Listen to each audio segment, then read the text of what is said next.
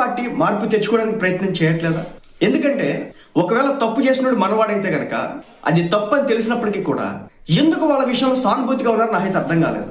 ఇదంతా ఏంటంటే రీసెంట్ గా ఒక ఛానల్ కి సంబంధించి మరి వాళ్ళ దగ్గర ఏ ఎవిడెన్స్ ఉందో తెలియదు, ఏకంగా తెలంగాణకు సంబంధించినటువంటి ఒక మంత్రి గారి మీద, అదే నియోజకవర్గంలో ఉన్నటువంటి ఒక ఐఏఎస్ ఆఫీసర్ అధికారిని మీద, మహిళా అధికారిని మీద అక్రమ సంబంధాలు అండగడతా ఒక ఛానల్ వాళ్ళు ఒక వార్తను ప్రచారం చేసి ఆ తర్వాత క్షమాపణలు చెప్పినారండి.